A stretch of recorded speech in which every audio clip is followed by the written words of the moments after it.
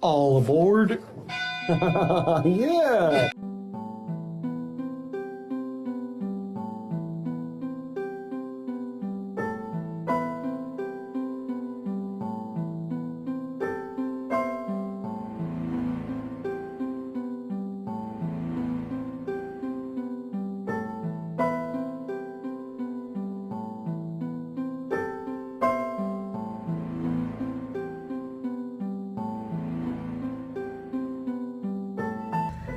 I still love Spider-Man.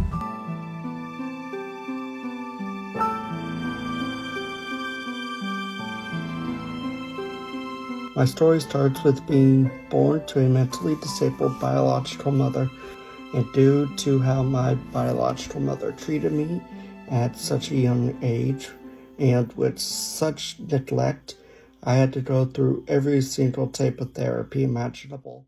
Christian Berger, on the surface, is a creator that a lot of viral content creates. A propensity to try and unleash that attention again has led someone, like Christian, to keep recreating the same things over and over again. The difference between Christian and other creators is that he has somehow had this ability to avoid criticism and punishment for his heinous acts from his past and present. By all accounts, it seems like Christian has had an unfortunate shakeout in life. He was born prematurely, which has led to health defects in his life, most notably congestive heart failure and delayed puberty, which leads to a short stature that we see today. These ailments have led many to just view Christian as a goofy mullet-having creator, turning a blind eye to his repeat felonious behaviors towards women and minors. But every great story tries to understand how we got here, and I think the best place to start is one of his first viral sensations.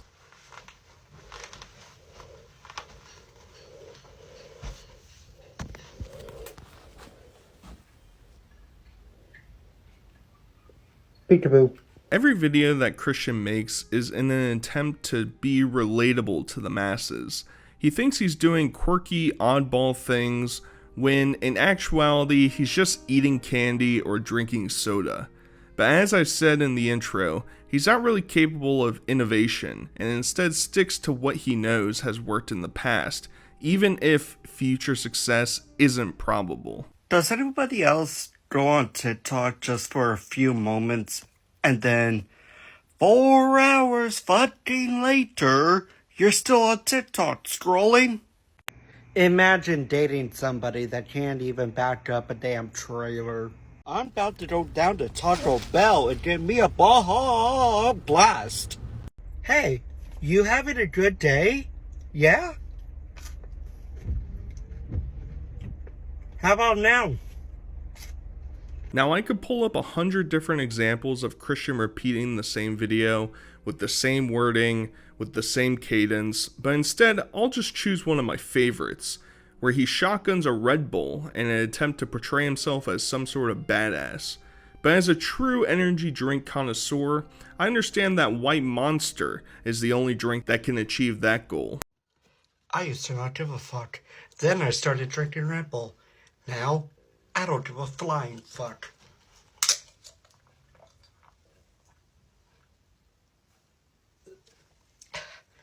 Red Bull gives you wings. Then I started drinking Red Bull. Now, I don't give a flying fuck.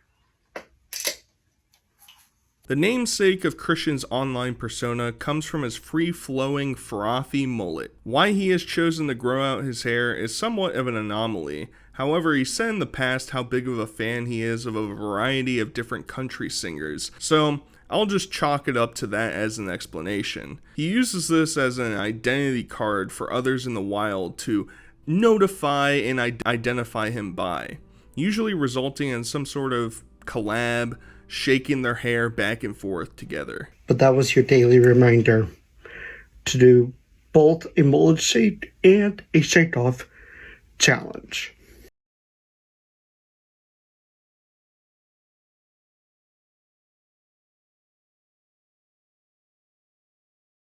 Cody Silker is one of these random people that Christian incessantly tried to get a collab with over the years.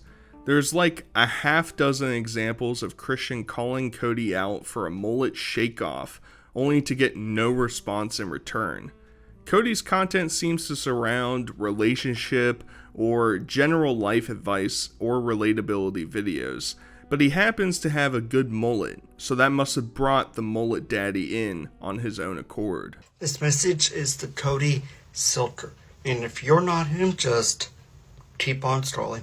I challenge you, yes, you, Cody Silker, to a mullet shake-off. I'll start it. I challenge you, yes, you, Cody Silker, to a mullet shake-off. I'll start it. Hi, you know who I am? I'm Christian Berger.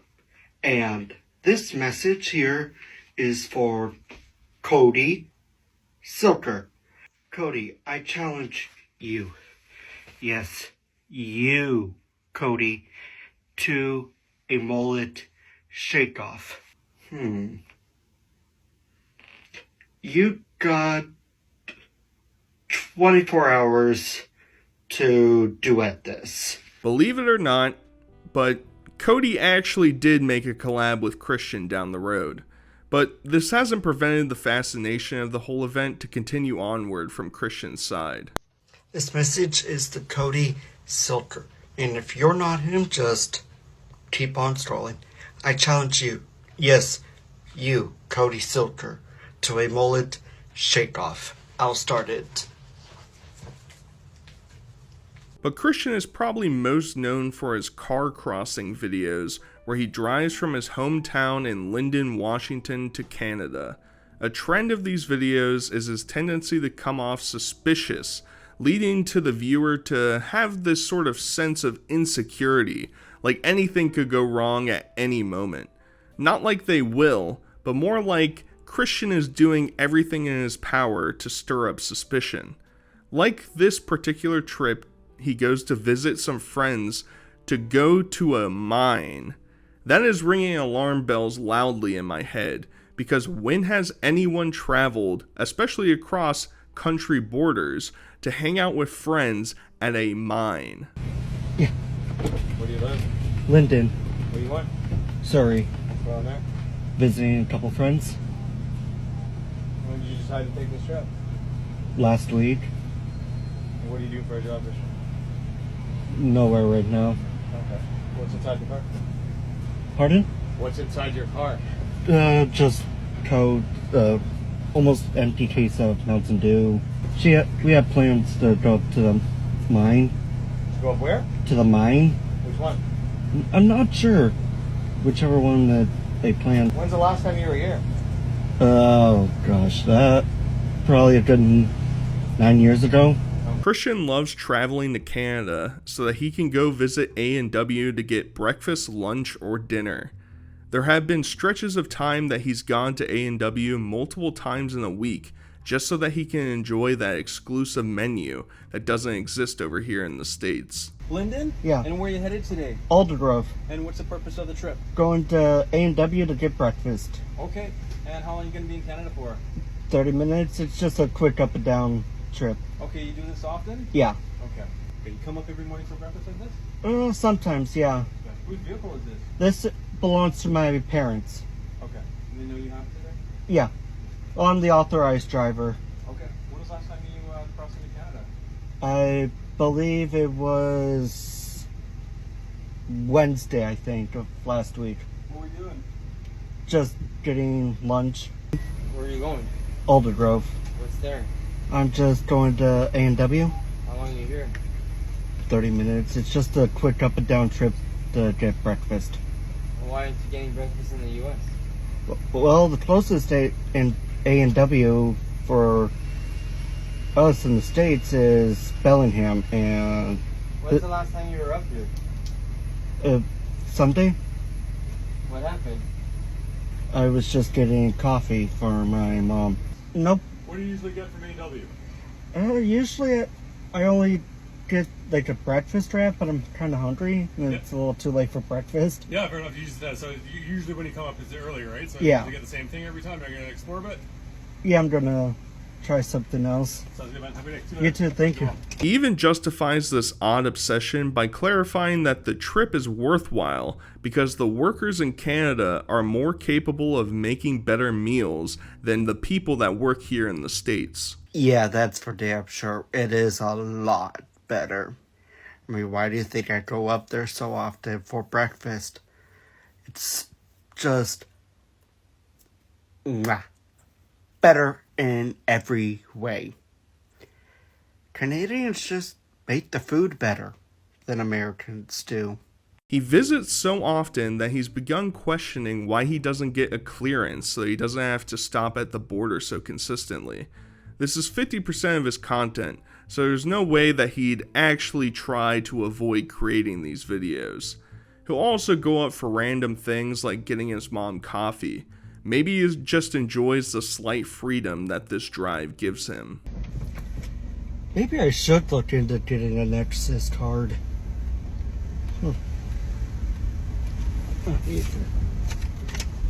Morning. Where are you going? Alder Grove. What? For Tim Hortons for my mom's birthday. How old is your mom? That I'm not 100% sure. In a suspicious opening to one of his border visit videos, we begin to wonder what under the surface malicious things might be going on that Berger is concocting. In all seriousness, he has had an item detained before at the border, where he unknowingly brought a stun gun with him and left it inside of his center console. You guys wanted it. Here's another border crossing video. And it's gonna be a special one. You ever have any issues at the border? Just the one seizure.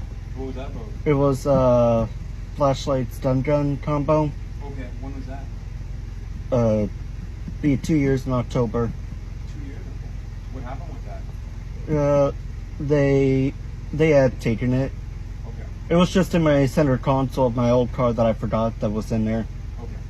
Alright, let's get a move on Saturated. We've discussed how and why people began following Christian. Why has he become so notorious? He's reached this point where in his own town he's become a sort of spectacle, leading to random people in the moment just recording him out of the blue. Oh, he hit it! The thrill of excitement. He gets 3 more.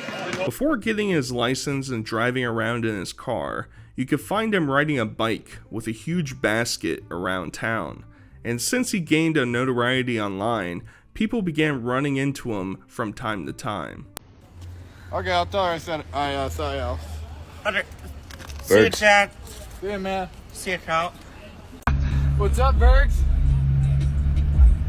Just riding home? Sweet, Mullet's looking good. Mullet's looking good. Christian is filled with a variety of vices, including his overindulgence into alcohol. He started posting himself obviously enjoying chewing his alcohol and running into random people while he's at different bars.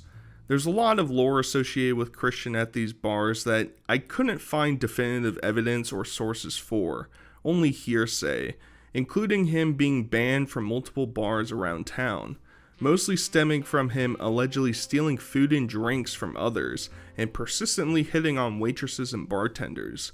I've only heard these from people that apparently saw these things happen to Christian, but I thought I'd include it here to let you know that people have alleged some of these things, and maybe there's more to a story underneath the surface.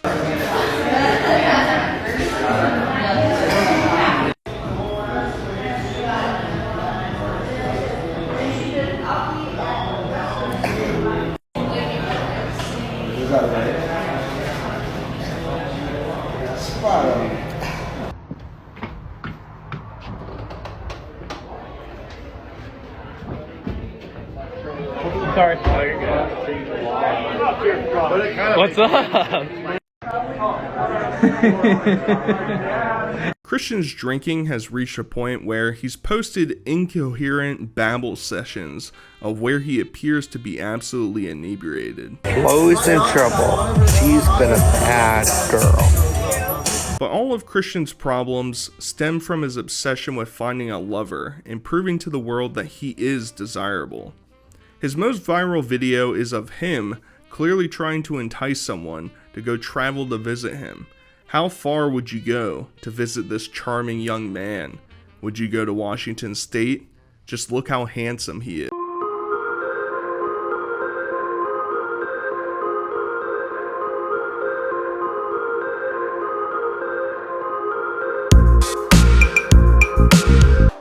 The cringe unfortunately would not stop there, because Christian loves making these posts where he talks about how much of a catch he is and how he'll fulfill all of your sexual desires on a whim.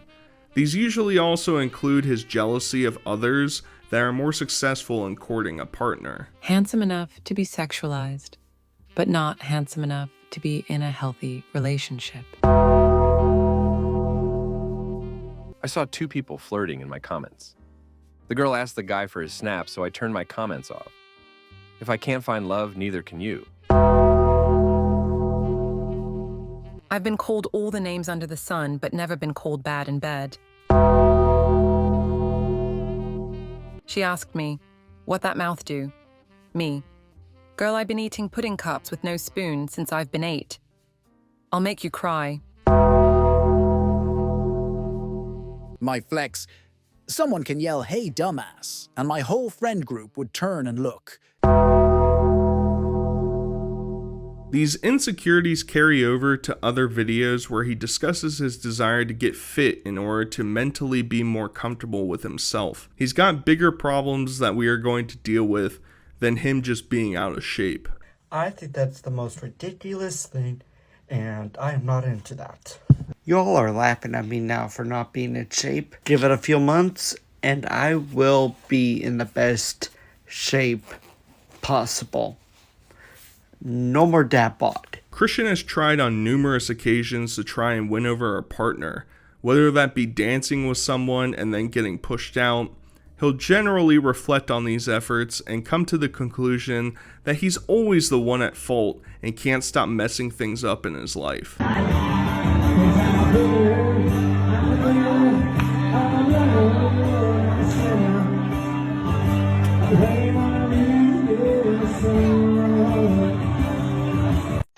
I just want to know why every time something good comes into my life, like a person, that I always seem to fuck everything up, and that one person leaves, and my life is just a mess. Christian has talked about his trials and tribulations in an effort to relate to the audience that he has garnered, when actually he's just trying to get their sympathy. Now, he talks about his drinking issues, but also alludes to being on probation for multiple years. What could that be related to? After I graduated, I struggled with a very heavy nicotine and alcohol addiction, which I still struggle with to this day, alongside a lack of purpose. I would constantly be getting in trouble with law enforcement to where at this point I ended up on probation for 3.5 years. Towards the beginning of his TikTok notoriety, a predator catching video came out which showed Christian getting confronted at a McDonald's for allegedly coming to meet up with a minor. The clips that remain appear to not show the initial confrontation or showcase any messages between Christian and the catfish, but the demeanor of Burger certainly comes off as suspicious. As boy, Mullet boy, look at you, you look like you about to cry. You look like you about to cry. Good, cause you deserve that shit, boy. Yo, ugly ass. Talking to who? 15, 14-year-old? Lucky I ain't smacked the fuck out you cause I'm feeling nice today. I'm feeling good. I'm feeling real fucking good. But you know who's not gonna feel good about this? The 50,000 people who gonna see this shit on Twitter and realize the PO who's been getting away with all this shit for so long. You got some problems, bro. And I get it. You have a heart problem, but that does not justify shit about being a pedo, bro. Christian decides to respond to this video years later and claim that this video is defamatory and that he isn't actually the person in the video. His main defense is that the hat that he was wearing in said video isn't actually the one that he owns, which is pretty easily disproven with a collection of other pictures and videos that he's taken. It was me that was going around that looked like I was about to cry. That hat in that video is not the same one that I always worn now. The one in that video was all red. The hat that I have now is red with gray on the underside. So get your facts straight before you screw someone's life up. This behavior shouldn't come off as a surprise because he's been revealed that the reason that Christian was on probation was because he had 2 different counts of inappropriately communicating with a minor online. These charges usually have to do with knowingly having sexually charged discussions with a minor, whether it be photos, videos, or just messages. Compounded with the McDonald's video and these realizations, Christian took to his page to defend himself. I do not 100% like kids. I fucked up and I learned my lesson. But this wouldn't be the end of allegations being levied against Christian. He's posted some very suspicious things throughout the years, and many people have come out to say that he sent them inappropriate messages through Snapchat. Some of these allegations include allegedly buying a minor alcohol and trying to entice them to come to his house to pick it up. He's flirted with alleged minors during TikTok lives in the past, and during a trip to Canada to visit his friends, he allegedly tried to flirt with a minor through her Snapchat, which is becoming a reoccurring trend. Did not mean to re-invite you. I'm sorry.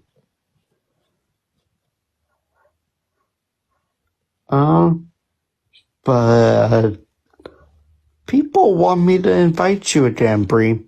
Basically, so I met this dude on Yubo and I started dating him via the internet. I never physically met him.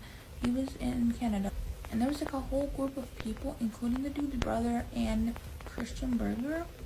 So I guess the brother was friends with Christian Berger, or at one point they were, and then they started beefing.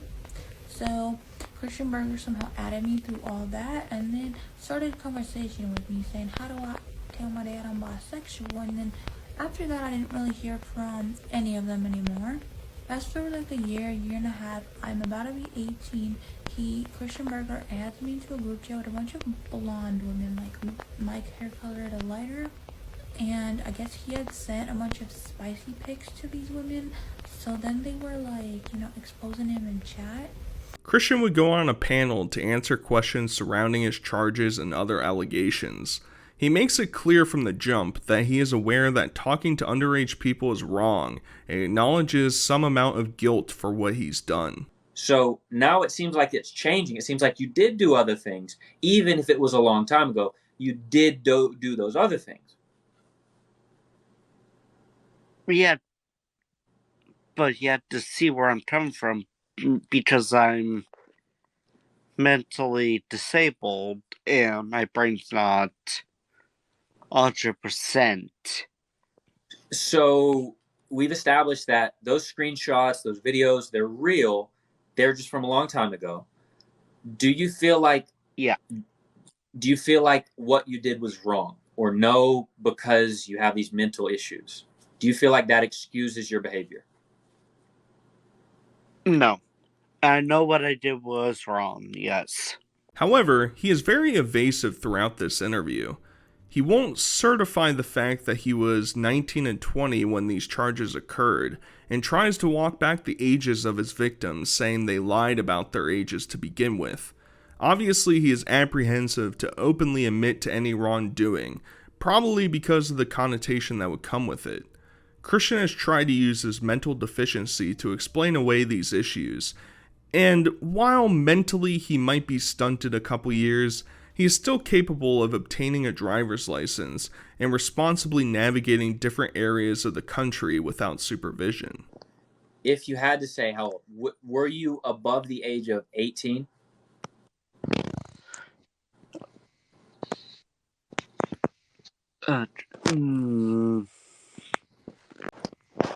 No, physically, I was...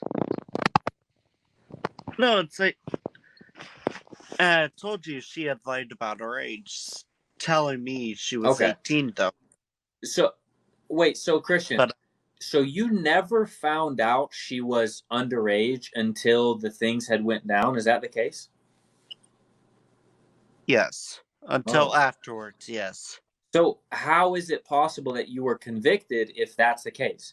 Wouldn't it be the case that, well, you wouldn't have been convicted, right? Well,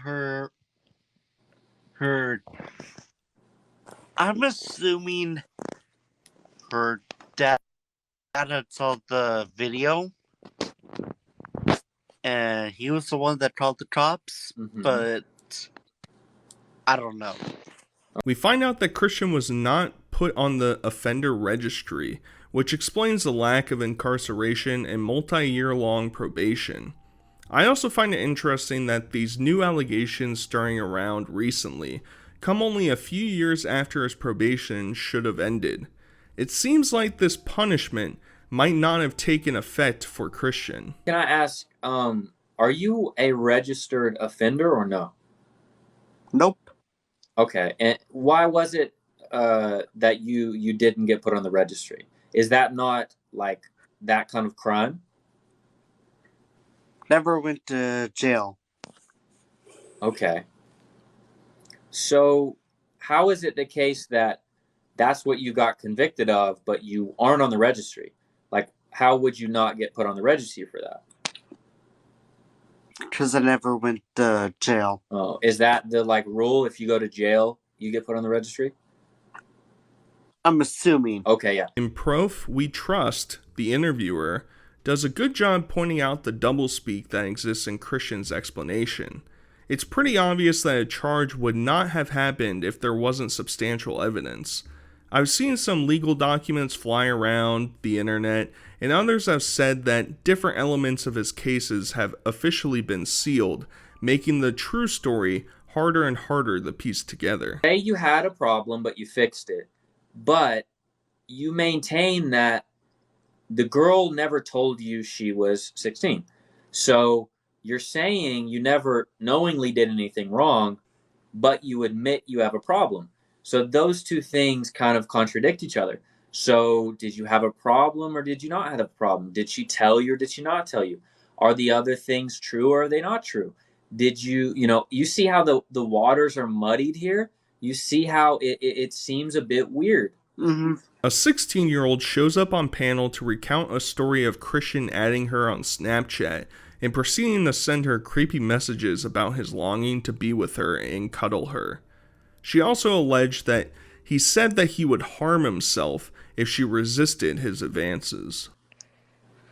And that 16-year-old was in like the chat and stuff, and then he added her on Snap and started saying that he wanted to cuddle with her, and like he was saying that like if I didn't cuddle with him, he was gonna like do stuff to himself, which made me feel really uncomfortable because I was bullshit. Like, what? Bergs, I actually remember That's this happening. I didn't screenshot, but probably if I like go back or if Snapchat can like get messages, it definitely happened. Like, yeah. What did it Because I happen? remember we always had group chats with each other with Bo and him in it because he always wanted us to be in group chats, and so we made some, and he'd always like talk about inappropriate things in voice memos saying that I couldn't handle his thingy, and I took screenshots of the snaps he sent me. He sent me pictures of like his area in his jeans and then like his fingers and said that these fingers are for me and all this. Yeah. Christian avoided answering almost all questions during this interview. At the least, he concedes that he was messaging her back when she was 16, but claims to not have any other 16-year-olds on his Snapchat at this moment. Feel like it's okay for you to be Snapchatting 16-year-old girls because the age of consent is 16, right? I mean, I don't even have any 16-year-olds on Snapchat right now. What about Riju? She's 17. Well, but she was 16 a few months ago. She literally turned 17 like a week ago. 16 at the time, but you always use the excuse of that your mental age is a lot younger than your real age, so it's okay. You know, I didn't want to do anything with her. The other enlightening moment was a confrontation between Christian and Emma, a girl who he met while she was in high school. Emma claims that Christian was stalking her around town in his car, and it appears that he used this incident to try and apologize, while simultaneously adding her on Snapchat, where he would incessantly message her. So going back to, can you explain the Emma situation before we move on? Because a lot of people aren't filled in on everything. So, I was going southbound on the guide, so Yeah, actually, you know what, Christian? I think I can explain it a little bit quicker. So, there's a video of Emma. It's of Christian, and it's Christian driving his car next to Emma, and Emma claimed that Christian, in doing so, was stalking her. And Christian claims that it was a coincidence that they were next to each other. He wasn't doing that at all. So was that accurate, Christian? Yes. Okay. So moving on. So have you tried to kind of clear it up with her? Have you made amends? Like, what's the deal? Let us know about that. I would say that day that coincidence, that day, I tried adding her on Snapchat, trying to make amends, you know, saying it was just a coincidence. It wasn't me stalking her. I was going southbound. Just a mere coincidence that I had passed her.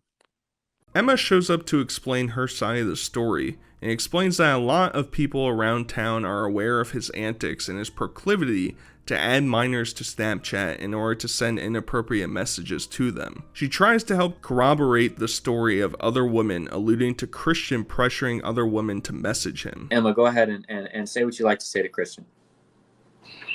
Honestly, I think it's ridiculous you're trying to defend yourself on TikTok of all places. Like, you know what you do is wrong. You know you're not just involved with underage women.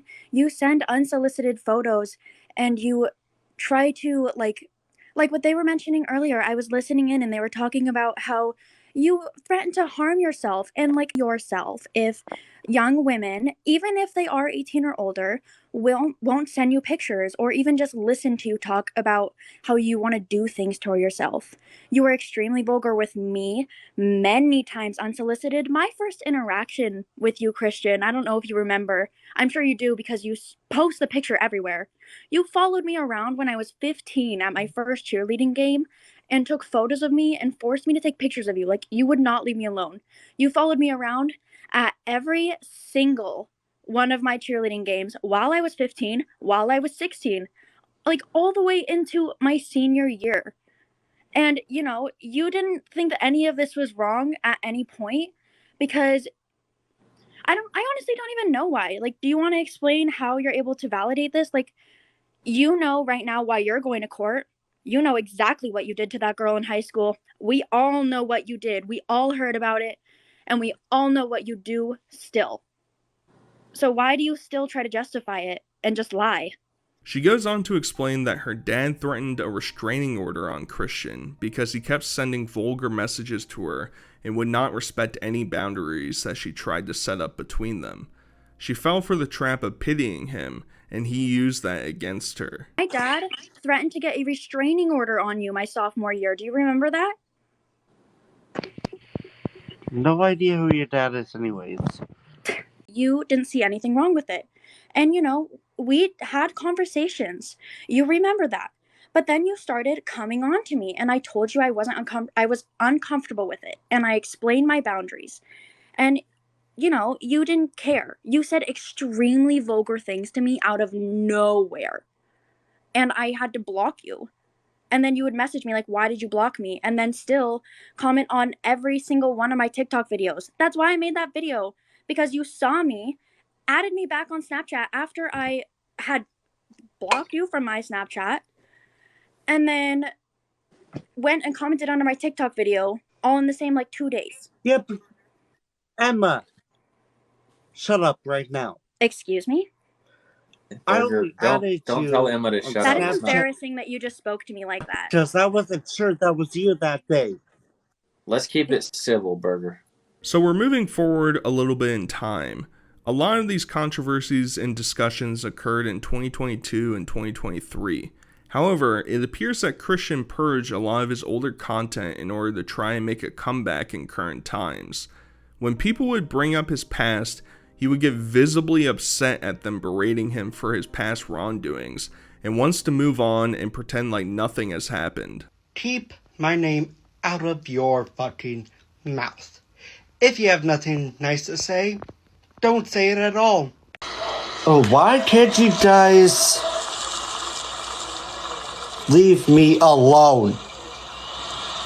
No, I can finish Mud Runner. With Christian's comeback came a lot of people who wanted to make sure that people were aware of who the real Christian is.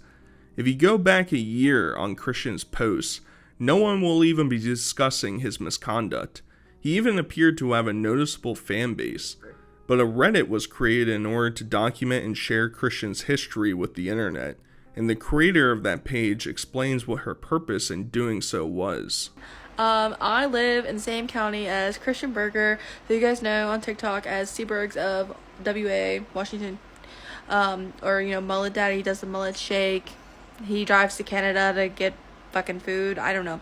He's a fucking loser. He literally is a predator. He literally hits on 15 and 16, 17-year-olds. And he's 26. Okay? He sends them inappropriate messages. Oh, and there's literally proof on a live where a 17-year-old girl who was 16 at the time the incident happened that said, he told me that if I didn't want to cuddle with him, he would unalive himself. Sorry. Mental age is 6 years younger. He said that a couple years ago. So I don't know how you can get a license and you can vote and you can do all these things, but you don't have the cognitive ability to know right from wrong from dating minors and not. I did start his Reddit group.